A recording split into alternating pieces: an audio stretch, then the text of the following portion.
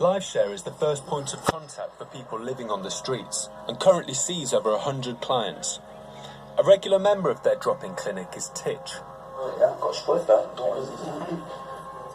Where do you sleep at night, Titch? Car park up all street. So you waiting for a hostel?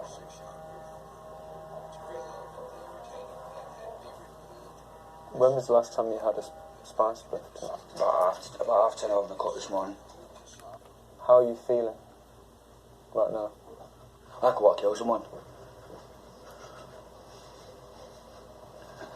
Seriously, I won't go back into strange ways and do a 28-day detox. But that'd be pointless. Why would it be pointless going in strange ways? Because there's more spice in there than what's out on the streets. How is the dealer? Oh, so man's just gone blank again now.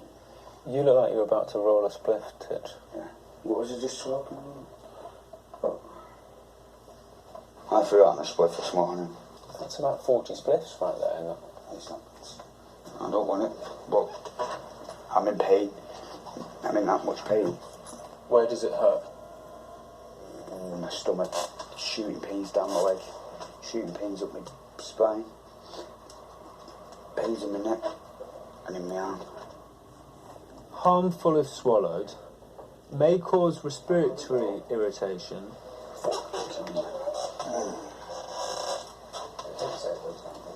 you want a glass of water, Titch?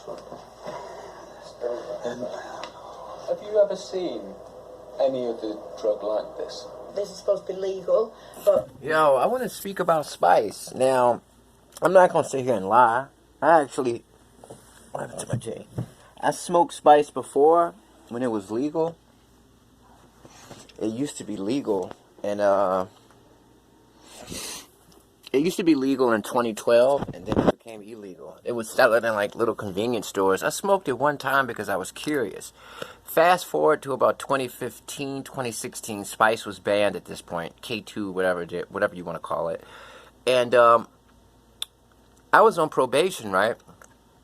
And I couldn't smoke weed, so I found a plug. I went on Craigslist, and there was like a people were cleverly selling spice.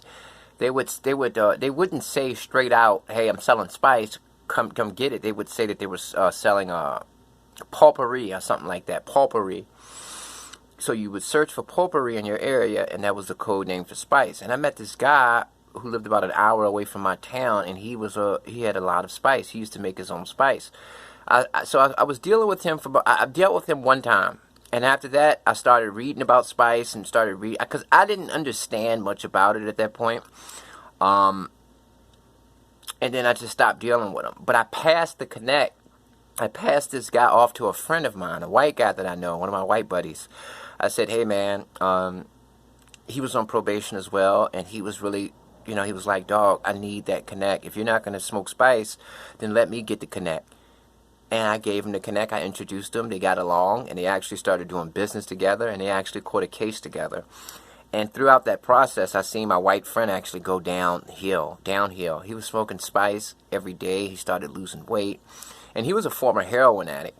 So he was on probation, and he was clean from heroin. But the spice, you smoke that because it doesn't show up on the drug test. But I saw the process. When I introduced him to that Spice Connect, that K2 Connect, he went downhill, man. They became friends. They started making big, huge batches of spice, and they caught a case, And I always felt guilty about that because I introduced him to him.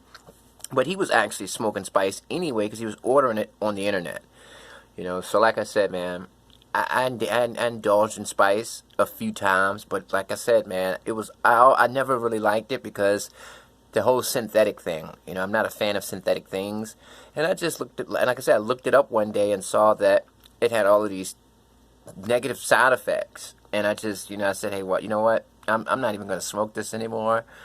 So yeah, man. But I had no idea that spice actually was that much of a hardcore drug where people actually become, like physically addicted to it. And they have to detox from it. I didn't know that. I just thought that it drove you crazy. But yeah, man, spice K2 it's really, really something powerful, and it's really affecting the prisons and jails. I heard that K2 is easy to smuggle into prisons, so a lot of guys in prisons are addicted to it, and it's just it's crazy. It's crazy.